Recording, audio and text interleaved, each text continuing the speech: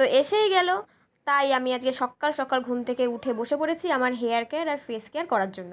তো আমি হেয়ার কেয়ারের জন্য বেসিক্যালি যেটা আমি হোমমেড আমি যেটা ইউজ করি সেটা হচ্ছে টক দইয়ের সাথে মেথি দিই আর ভিটামিন ই ক্যাপসুল দিই, দিয়ে এরকমভাবে আমি চুলে লাগিয়ে প্রায় 1-1.5 ঘন্টার মতো রাখি। তো এটা আমার জন্য বেস্ট। তারপরে আমি বসে পড়েছি ফেস কেয়ারের জন্য। ফেস কেয়ারের জন্য আমি নিয়েছি হচ্ছে গিয়ে বেসন, মধু, কফি, ভিটামিন ই ক্যাপসুল, কাঁচা দুধ এইসব। তো আমি আমার মুখে লাগিয়ে নেওয়ার পরে আমার ছোটো কাকিমা বলছে আমাকেও একটুখানি দে। তো আমার ছোটো কাকিমাকেও একটুখানি ফেসে লাগিয়ে দিলাম। তো আফটার ওয়াশ এই যে আমার ফেস আর হেয়ার দেখো কি সুন্দর লাগছে। আমি তো ভীষণ হ্যাপি, মানে আমি প্রচণ্ড স্যাটিসফাইড হই আমার এই দুটো হোম রেমেডিতে।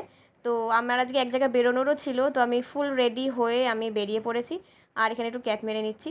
তো আজকে আমি ফার্স্ট টাইম র্যাপিডো করে যাচ্ছি, কেন জানি না আজকে আমার ভীষণ ল্যাদ লাগছে ট্রেন, টোটো, বাস এসব করে যেতে। তো এই জন্য আজকে আমি র্যাপিডো বুক করেছি ফার্স্ট টাইম।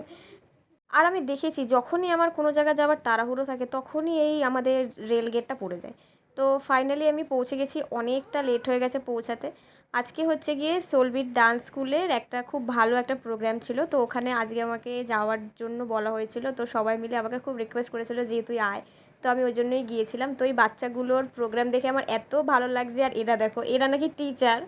যাই হোক, তো আমি প্রচুর মজা করেছি আর আমি প্রচণ্ড মানে এক্সাইটেডও ছিলাম ওদের প্রোগ্রাম দেখার জন্য। তো এটাই ছিল ওদের লাস্ট পারফরমেন্স। তো লাস্ট পারফরমেন্সের পরে এই যে দেখো সবাই চলে গেছে, তো আমরাই এই কজন ছিলাম। তারপরে যে যার মতো গোছগাছ করে তারপরে আমরাও যে যার বাড়ির দিকে রওনা দিয়ে দিয়েছি।